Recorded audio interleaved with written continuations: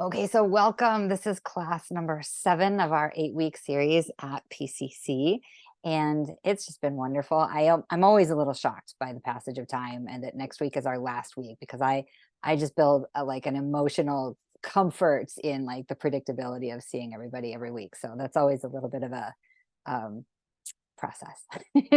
We'll deal with that next week. This week, we are going to look into we're just going to glimpse into the vast chasm of fascinating information around the number 9. And we're just going to peek at the tip of the iceberg here. It is a really, this is a really kind of oversimplified overview, right? But I'll just hopefully give you the sense of how much is going on. So we'll do check-ins. We'll say hello. We're going to do a little bit of we're going to do our regular drop-in for a minute and have some nice breaths. Then we'll do a go around and shares. Then we'll get into a little video. We're going to watch an awesome video called Sonic Geometry.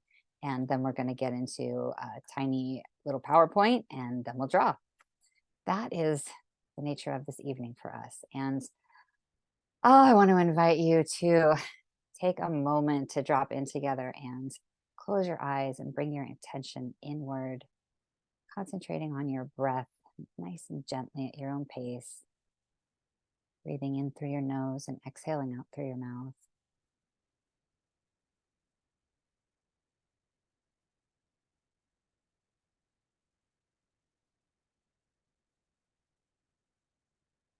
Seeing if you can, with every breath and the inhalation, taking in the moment, creating more presence and connection to the here and now.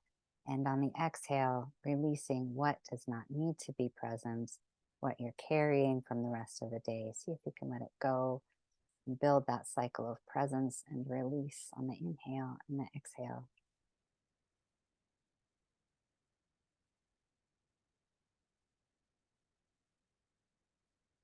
Connecting with your body and feeling the surface of the chair supporting you.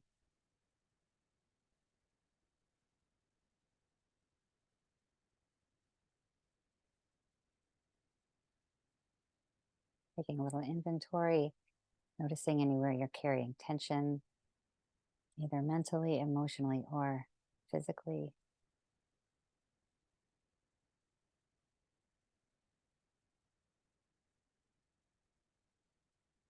Take a deep breath into that tension, creating some spaciousness and choice around whether or not to carry it, release it, or relax.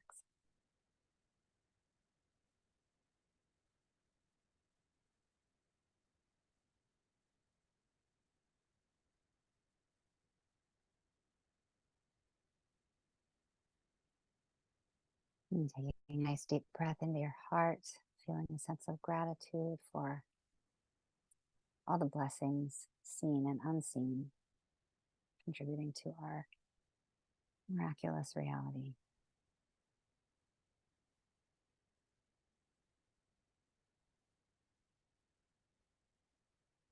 Contemplating that we are having this human experience within the context of a planetary consciousness that is held in a galactic consciousness.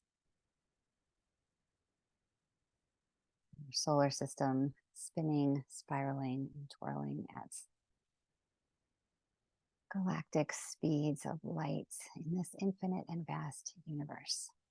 And then our incarnation and this lifetime and this moment does indeed seem miraculous.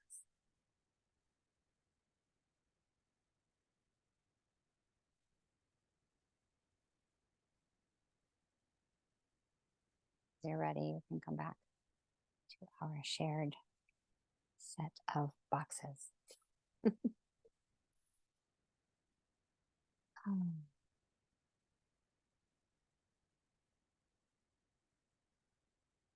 Wow. Bit of a miracle that I'm here. It's a miracle that all of you are here. So I want to send a hello to everyone who is joining us on the video in future time in the quantum field, and everyone's here in spirit. And I would love to just hear how everyone's doing. If you had any insights, reflections, or drawings, or geometries, or nothing at all, just focusing on getting everything done that needs to be done. Anybody want to start us off? Just go around saying hello.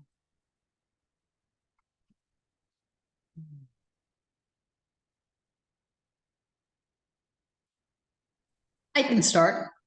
Hi, Leanne. Hi. So I did 4 drawings this week. Woohoo! So I'm not sure what happened last week. I had an energy leak of some sort. I don't know, but I have just as much chaos in my life this week, and I'm just like, okay, whatever, so what? So let's see. I went down memory lane. All right. Oh, hang on, I'm coming. There we go. I did a Metatron. Oh, beautiful. So I did that. I love it that Metatron is your memory lane. So that was kind of fun. I did that. I just did the sunflower. I forgot to mention that. Oh yeah, beautiful. Look at that dainty little thing. That was good. I did some shading. I played a little bit. Gosh, I love it with the Tesseract, like stopping at that point. I've never seen anyone do that yet until now. Leanne, it looks awesome. So I did that. Yeah. And then I completed the Tesseract. Oh, nice. Nice. Brilliant. Oh, beautiful. Yeah, sharp. So love it. Can you go back to the other one, the one before that, the Tesseract adaptation?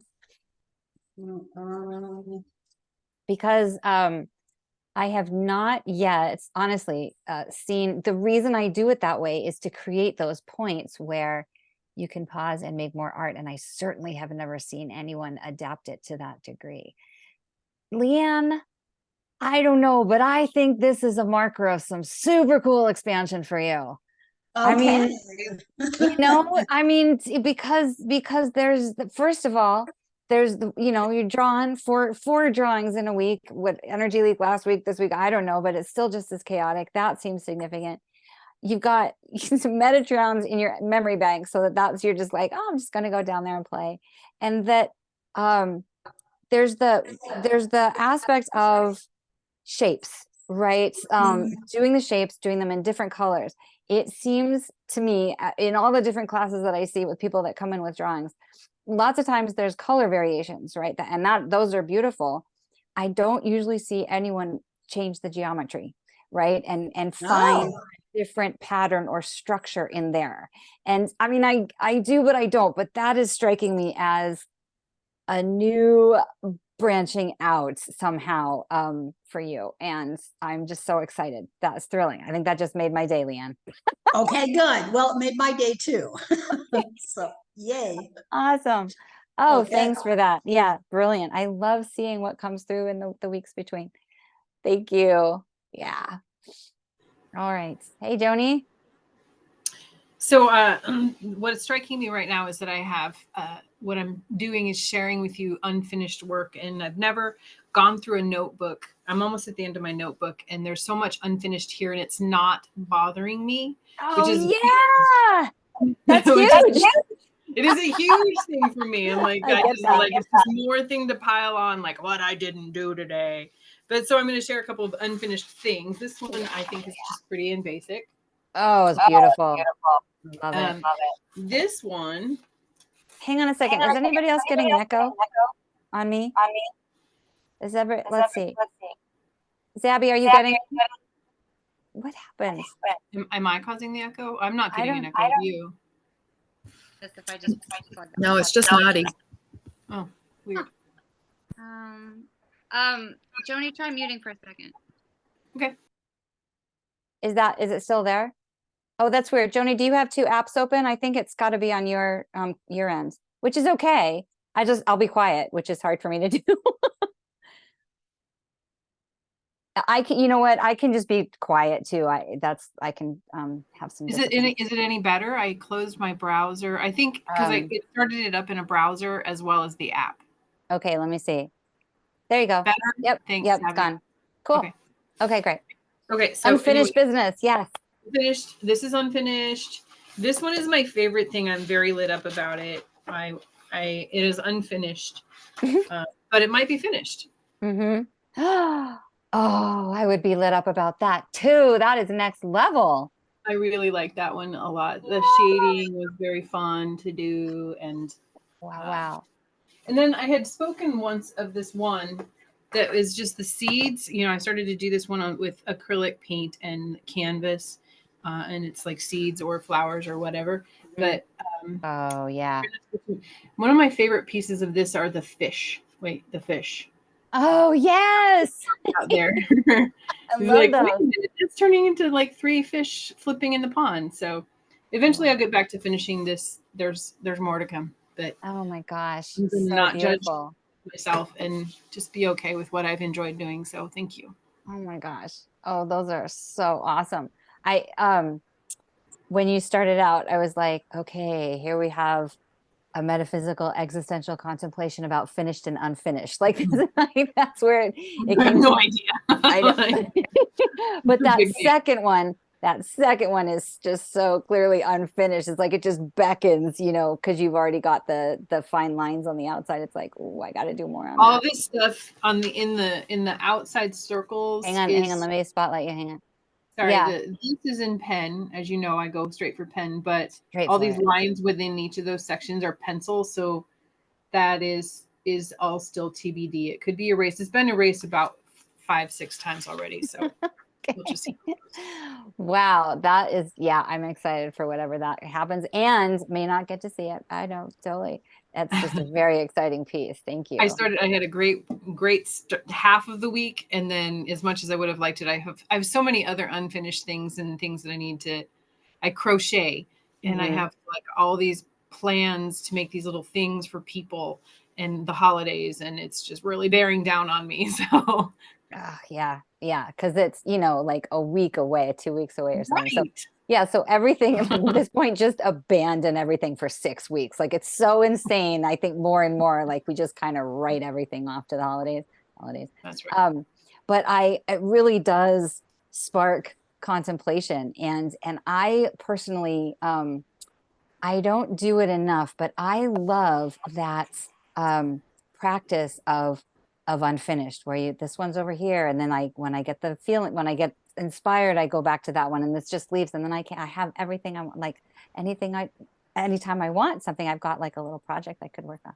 So It's a wonderful thing to be able to do that. I realize when just thinking about this, I'm very linear. Like I'm not allowed to start something else until I've finished the other thing. I mean, that's the rule that but I have so much started stuff right now that there's only one way to do it. And that's just to round robin it and be okay with that. So I'm getting better. Yeah. This has Awesome. I'm so glad. You know, there's a ooh, I don't know. I feel like it's Japanese. There's a culture that has a name for that process where you start one thing and then you're in flow with the next thing, and then there's just that magical pattern, and it's actually kind of like a fine art. It's really revered, that way of doing things, and I love it. So I'm just excited to hear your process. Thanks for sharing it. Thanks. Yeah. If you know the hint of a word, I maybe find out the word, but I have no idea. Yeah, I can't remember. It's like a spiritual thing. And I heard it one time and I went, oh my God, I'm actually doing a spiritual thing, not procrastinating. So I will try and remember, but I can't right now. Thanks, Rieko. How are you doing? Well, I have been busy myself, and then I could not make any time. But when I sent this one to Nadi, but I would like to show you when I practice, I cheated, and one of my cheating thing is when you make a seed of flowers, and then I use tracing paper. You have to take your blur off. That's all. Yeah, and then make a line. Can you see this? Oh, that's like I have to. Can you see? Oh yeah, actually for a minute, unusually, yeah. Oh, I may have to hold on. Yeah, the blur has to come off. Yeah. Yeah, my hair is my room is extremely All right. You're not the first. dirty. So let me All right. see. So We'll just look at the drawing. yeah. Anyway, Oh my God, that's So- dirty. Okay. Wow. so Beautiful. when you use a tracing paper, Mm-hmm. I don't need to erase it. Mm-hmm. So and then one of the beauty of Oh making my like gosh. that, Mm-hmm. That's right. You went Which- ahead with that one. I remember. which I am a acrylic painter, Mm-hmm. and I could actually cut out this one Oh yeah. and glue onto canvas directly and put the paint on the top. Oh, neat. So I don't need to cut out. I can use this as a some kind of collage. So it's doubly working, multitasking at the same time. So Oh, very cool. Like multimedia application at this point. You're just yeah, going and then level. I don't need to draw circle flower all the time. So I Mhm. save the time because I know exactly what I know how to draw the circle of flower. So like, you know. Yeah, you're pro now. Just yeah, I love it. I love it. It gets faster and faster and easier, right? Like Yeah. even if you're not able to do too much during the week, like just coming to the classes and just a little bit of practice. But I use a Um, tracing paper and just a coloring. It's really easy rather than use a pencil and then coloring again. So this way works for me. And if I screw up, I guess just redo it again. So Well, anyway, yeah, brilliant. We're gonna do that's the 3D 64 star tetrahedron. We're gonna do that one and the 2D next week. That'll be our grand finale. Cool. So thank you so much. yeah, Awesome. And your place is cleaner than mine. So thank you. it's just a little bit noisier for your eyes. So, Well, yep, I love the details. I don't have the ability to blur. I don't have that like whatever, on your computer, and I've always wanted it. So Zabby, you want to take us home? How's it going? It's going good. I have just been packing and moving again. This is So- you're just in the big process, right? Nothing's changed. This is process. Yeah, nothing's changed. I've been packing, and then my living room gets filled up with stuff, and then I get overwhelmed and have to find somebody to help. I'm like in frantic mode on Facebook trying to find somebody to help me move loads to the new place so that I can Ugh. fill the living room up again. And I've done it. So I took some stuff to the new place 2 nights ago, and now it's filled up again, and I'm like, oh my God. But I found some time to draw last night. I finally was able to clean off the table. And I did what Leanne did. I went on down memory lane. I did Metatron's Cube. And then I did probably can barely see it because it's so light. It's a flower, yeah. I did it, but I chose an arbitrary size for the Yeah. circle. Mm-hmm. And it just fit perfectly. I just Awesome. randomly chose a size for the circle, and it fit both edges of the paper perfectly with the Love boundaries it. around it. Yeah, I love it. Oh my gosh. I thought that was so cool. It's because it feels like perfectly framed, which is so cool because it's square. Oh, and there's the Metatrons. Oh, brilliant. Did it? Did you add the dodecahedron in there? Did the paper the Yeah. PDF came through in time? Wow, it's got a lot in there. Yeah. Nice. Is that? And then I just did some fooling around with after we did the Tesseract, I did some fooling around with circles trying to see what would happen. Mm-hmm. And I don't know, it's probably so light you can't see it. So yeah, I can't quite because I don't know what you did. I don't know. Tilt the top down. Oh no, what'd you do? You have to describe it, just I can't and really even see it. I don't know I can barely see it too. What was it? Well, it's 2 big circles side by side, a little circle in the middle. Then I layered some circles around the circles. I did a couple, like a weird kind of, not really a sunflower, but an overlaying circle that kind of out looking like one of those chocolate oranges. Okay. Or just an orange in general, how it peels apart. Yeah. I don't know. Oh, I wish we could see it. All right. I know. Yeah. Maybe next week I'll ink this in. Okay. I'll take some inspo from Leanne. I'll ink it in, and some from Joni, and I'll have it next week. Okay. Awesome. Yay. Look forward to it. This is twice when we've had suspense around your drawings. That's I great. know. Yeah. And I cannot keep up with the lingo of the kids today. Is it inspo? Really, are we saying that now? I don't know. It just came to me. I think that is short for inspiration. It is. I loved it, but I was like, oh my God, I can't keep up. Cannot keep up. All right. Then I guess I'll just let you know again, I'm going to be taking off soon. And I will be looking forward to the PDF so I can draw what we're drawing tonight. Cool. All right. Yeah. Thanks for hopping on for a little bit, and peace and ease in the rest of your move. Do you have much longer? I mean, it's almost home stretch, isn't it? No, I just have a lot of stuff. Okay. Stuff. Density. Yeah. Yeah. I think, yep. All right. Good to see you. You too.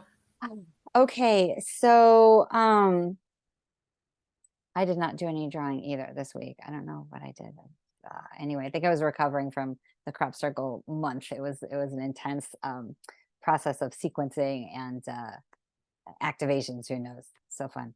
So let's start us off with the sonic geometry. Now, Leanne, I think you've seen this one before, maybe once or twice.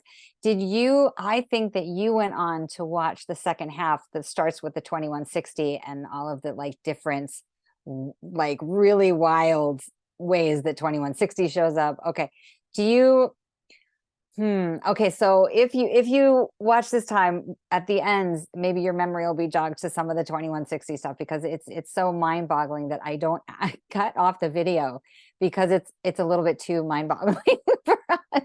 So we're just going to start by watching how the number 9 shows up in sound and music, and how geometry is encoded in sonic frequencies. So that's hence the name sonic geometry. All right. I really hope this works. I've been doing strange things lately. All right, let's get you. I'm going to keep it small while I figure out if it's playing. I think I have to do. Hang on a second. He starts. Can you guys hear it? Odd. How about now? Oh wait. It will most likely be expressed. Can you hear it?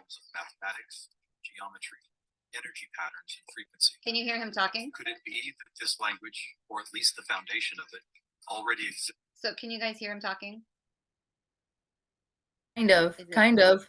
We can hear him talking, but it's not clear so that we can actually hear you everything he's saying. Oh, because how can I can't hear you. All right. So we have thumbs up. Joni, can you hear it at all though? I could hear it again, but not. I don't know what happened. Okay. All right. I'm just going to play it. Well, as long as everybody can hear it, we'll go from there. Let me make it bigger. Let's start. Yeah. Okay.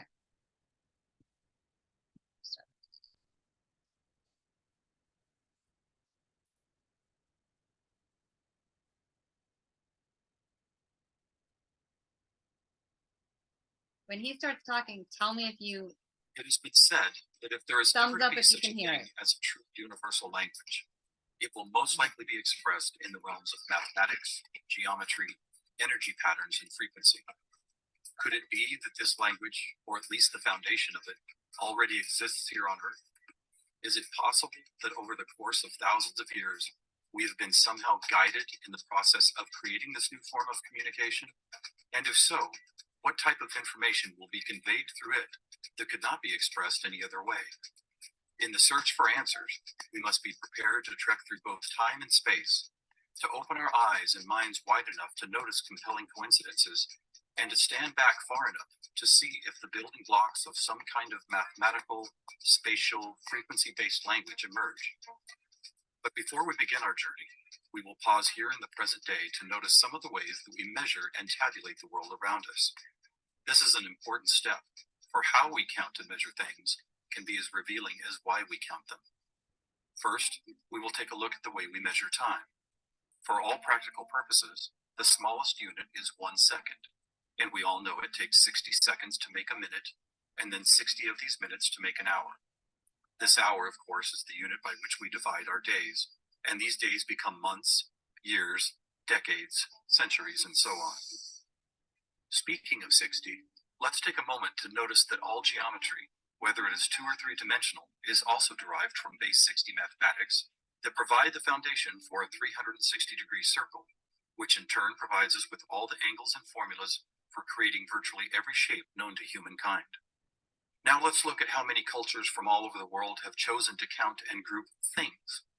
Right away, we see that we have been attracted to the number 12, 12 eggs in a dozen, 12 months in a year, 12 inches in a foot, 12 signs of the zodiac.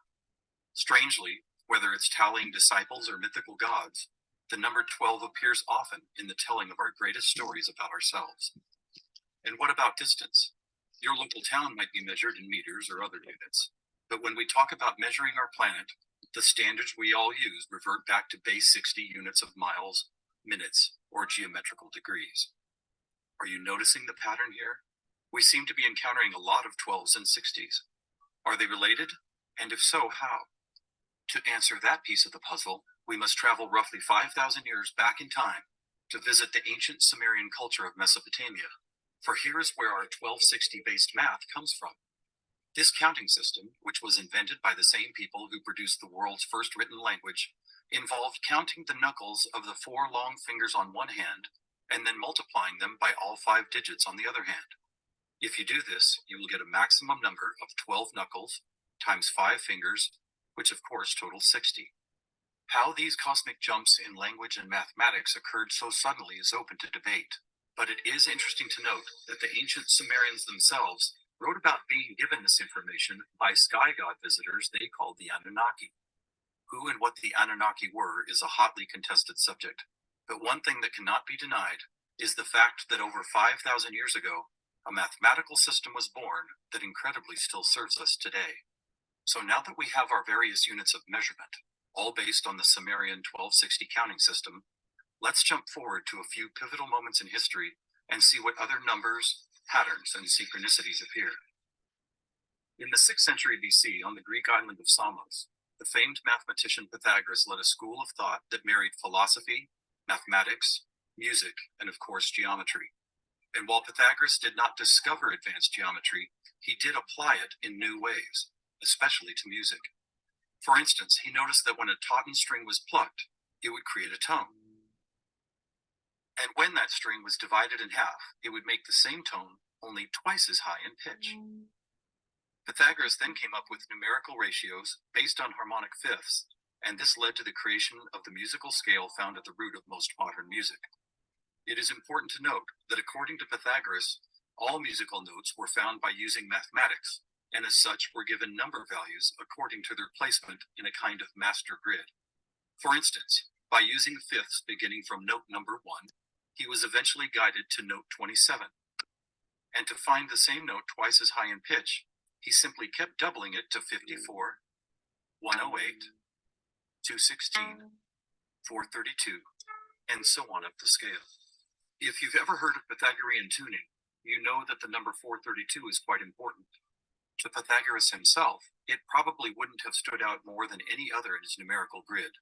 But in our quest to find a universal language based on mathematics and frequency, this particular note represents a significant piece of coincidental evidence. You see, many ancient musical instruments, from Tibetan bowls to Native American flutes, happen to produce the same tone, a tone that vibrates at 432 cycles per second. That's compelling, but even more intriguing is the fact that Pythagoras was not calculating vibration cycles to find tone 432. It just happens to be the same number. What's more, for decades, most modern musical instruments were also tuned to this same 4th octave A, with a value of 432 cycles. How could this be? Who chose this particular note as the keystone for instrument tuning? And more importantly, why? Here is where a deeper mystery begins to emerge. And to explore it, we will need to go back to Pythagoras' other passion, geometry. It is not an exaggeration to say that to Pythagoras and his disciples, geometry and math held a key to the nature of all life everywhere, and maybe it does. Let's look at the first 4 geometric shapes, the circle, triangle, square, and pentagon. In each of them are angles of degrees that, when added together, always total a specific number relative to that particular shape. For instance, if we take a triangle, The sum total of all three interior angles is always 180. For both the square and circle, it is 360. For a pentagon, it is 540. Now at this moment, let's step back and look at these numbers in a different way, as there seems to be something about them that reaches beyond a simple sum of angles.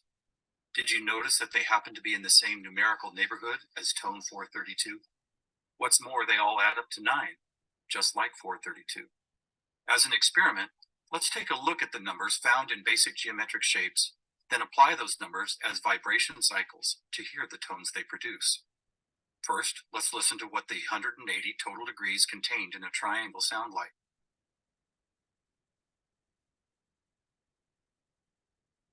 And here's a squares and circles 360 in cycles per second.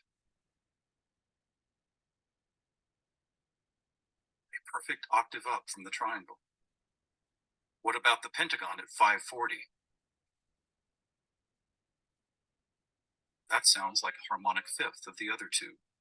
That's interesting. What are these tones? They are F sharp and its perfect harmonic fifth of C sharp. Let's keep going. What does a hexagon 720 sound like?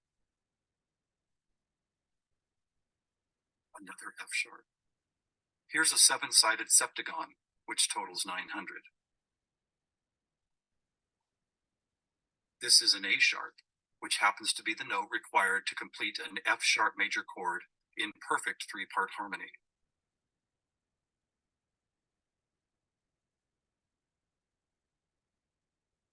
And finally, the octagon, where we get 1080, another C sharp. Suddenly, geometry is expressed by tones, and these tones just happen to create the most beautiful form of music, a perfect 3-part major chord in the key of F sharp.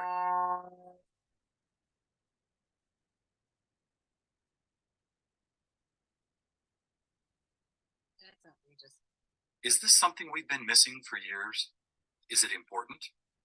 To the famous philosopher and mathematician Plato, the answer would have been a resounding yes, for it is Plato who advanced the study of 2-dimensional geometry into 3-dimensional geometry, and who began to recognize that nature, whether expressed as a tone, the petal design of a flower, or the spiraling design of a seashell, seemed to follow a 3D mathematical pattern. In fact, it became an obsession of Plato to try and find the simplest 3-dimensional geometric shapes, and his quest ultimately revealed what we now call the Platonic solids. In essence, these forms represent the most elemental construction blocks found both in human-made and natural forms. So let's see if and how they fit into our geometry tone grid. First, there is the tetrahedron, or a 3-sided pyramid comprised of 4 interlocking triangles. As we did before, let's add up all the angles found in those 4 triangles. The answer, 720, which we have already seen is the tone F sharp.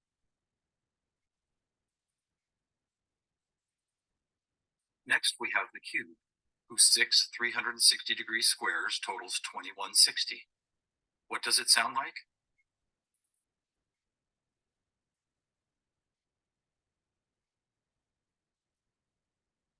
(2160) is a high C sharp, and as you will see later, a very interesting number for other reasons as well. Next up is the octahedron. Constructed of 8 triangles, this shape totals 1440, which is another perfect F sharp higher up the scale. The icosahedron is made up of 20 triangles, so the total number of degrees is 3600. As a tone, 3600 vibration cycles create the A sharp needed to complete yet another F sharp major chord that sounds like this.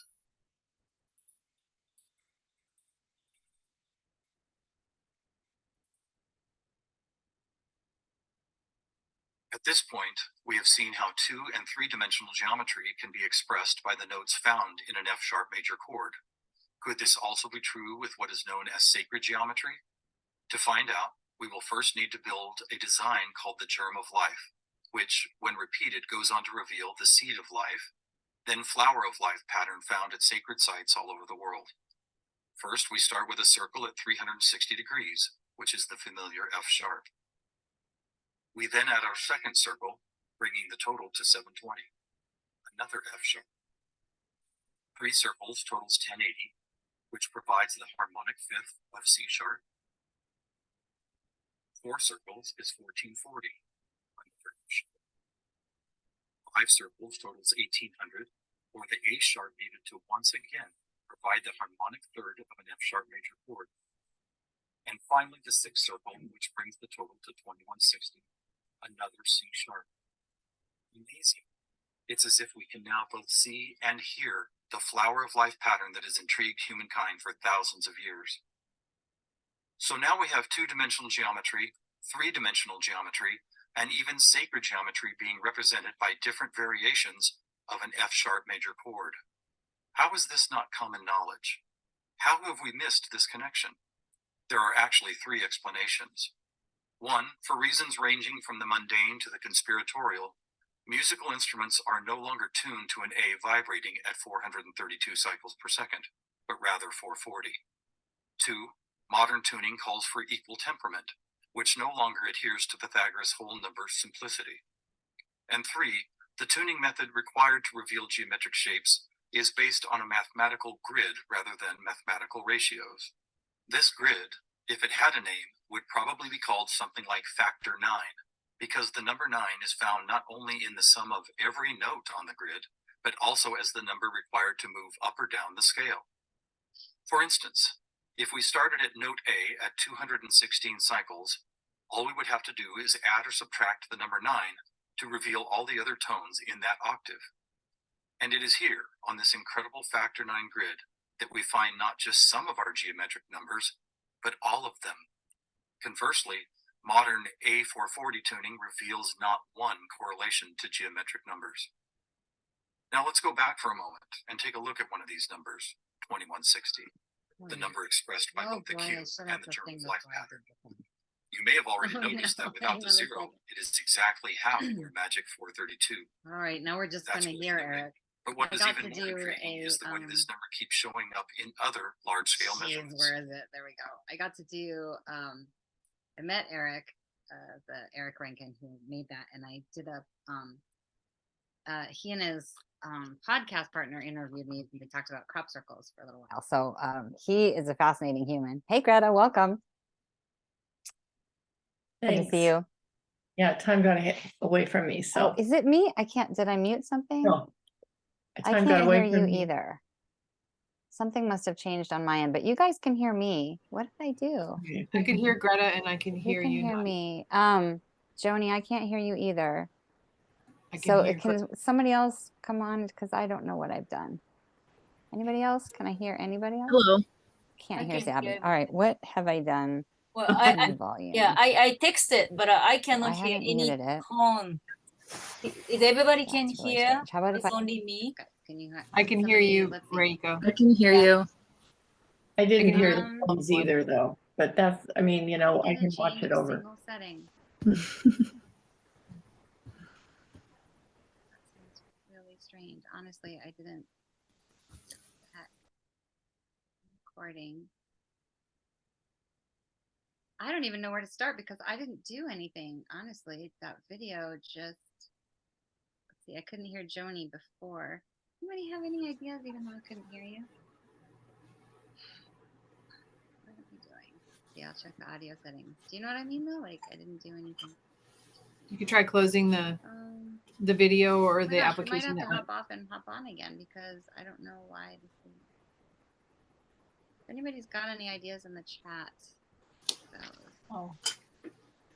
Let me I see. did it because Joni, will you say something because you're off mute? Oh yeah, can you hear me? Your voice changed, but I can't even figure this out because it just kind of happened spontaneously. Can we just Zabby's gonna hop off on this moment. Can we all, I don't know what else to do besides shut it down and then start over again. So will you just give me I will end the call and then just give me a second. Wait, hang on, Joni, what did you just say? Try closing the app that had the video. Oh, hang on a second. Okay, and I'll close QuickTime totally. All right, somebody stay off mute. Joni, will you stay off mute? I will stay off mute. Can you hear me? Nope, I can't. Nothing. I didn't even. This didn't. It just happened spontaneously. So let's jump off. We'll just. I'll end the meeting. Give me 2 seconds and then hop back on. All right. See you in a second.